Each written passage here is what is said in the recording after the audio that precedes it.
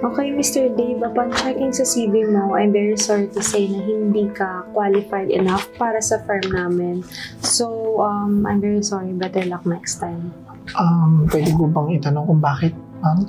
Okay, so I'll be frank with you. First of all, sinend mo yung CV mo ng lukot and hindi ka man lang naka-formal attire or even semi-formal, even smart casual, hindi ka nag-effort para dito sa interview na to. So, yes. May questions ka pa? Ma'am, siguro medyo unprofessional pakinggan pero okay lang po ba kung sakali mang baka pwede nyo pa tanggapin yung CV ko and baka may mga other open na job dito kahit yung mas mababa na po sa ina-applyan ko. Need ko lang po talaga ng work na talaga. Okay, I understand. Okay, sure.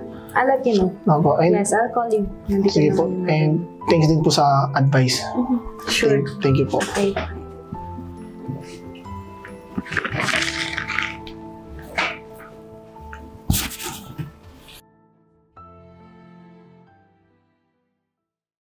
Oh, Dave, kamusta interview mo? Naku kuya, kung alam mo lang. Bakit? Ano nangyari? Na ba? Ano ba? 31 na ngayon. Pang 10 interview ko na ngayon. Kaninang umaga. Palpak na naman. Hindi daw ako qualified. Alam mo kuya, hindi naman sa minakasama ko yung pagdala mo sa akin dito ah. Appreciated ko na kaya mo ko dinala dito kasi baka sakaling yung future ko nandito. Pero hindi ata para sa akin yung Dubai. Isipin mo, interview dito, interview doon. Lahat na lang ng pinupuntahan ko, hindi ako pasok eh. At least kahit paano sa Pilipinas, kuya, hindi ako nawawala ng diskarte doon. Wala man akong matinong trabaho doon, pero kumikita ako ng pera. Hindi kagaya ito si Dubai. Kuya, baka para sa iyo yung Dubai, pero hindi para sa akin. Uwi na lang ako ng Pilipinas. Tol, sabi mo 10 interview na yung inattendan mo, no?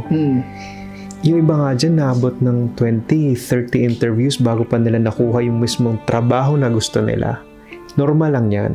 At saka, I think it's better na wag mong habulin. Siguro mag-compose ka muna ng sarili mo. Hayaan mong sila yung lumapit sa'yo. Depende kung paano mo ipoproject yung sarili mo. Kasi minsan, kailangan mag-set ng value mo sa sarili mo para yung trabaho mismo yung lumalapit sa'yo eh. Attract them instead na ikaw yung humahabol sa kanila. Relax lang. Kaya nga ako nandito, kaya nga kita dila dito eh. Para sa magkapatid tayo, kaya nga tayo nagtutulungan. Napaka-bless mo naman bakit? Sila nagpapakahirap pumunta dito sa Dubai. Ikaw nandito ka na. Ang laking bagay niyan, tol.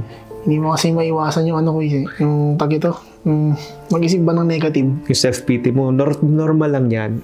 Ako ngayon, nabot ako 20 interviews. Yung nakuha kong trabaho, hindi ko pa linya. Taga-timpla ako ng kape.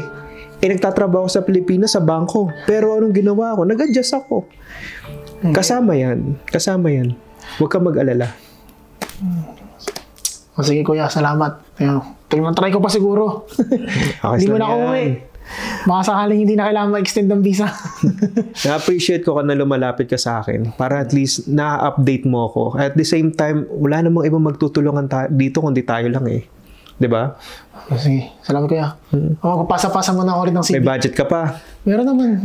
Good. Magsabi ka lang pag wala na at manghiram tayo. Joke lang. Salamat kuya. Sige kuya, luto ko na rin pagkain natin. Sige.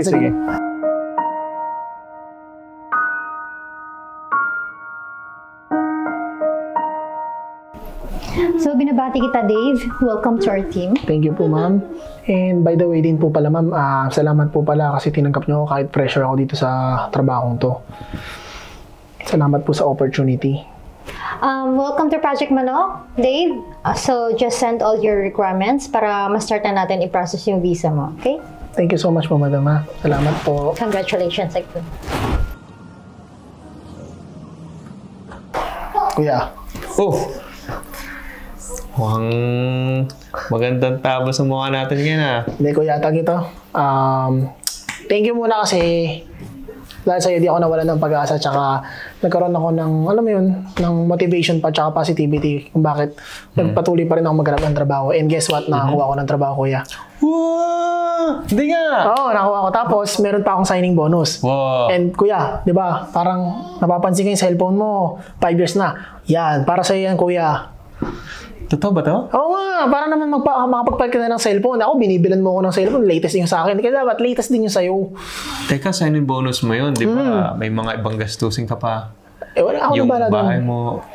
Kuya, dito naman ako sandali. Dito Sige, naman ako. wala May kwarto ko dyan, baka gusto mo na ako palayasin, ha? Di ba, Tita Lori? Napalis ako ni Kuya, oh. Hindi, joke lang. Hindi, sige, Kuya. Para sa'yo yan. Pero sige.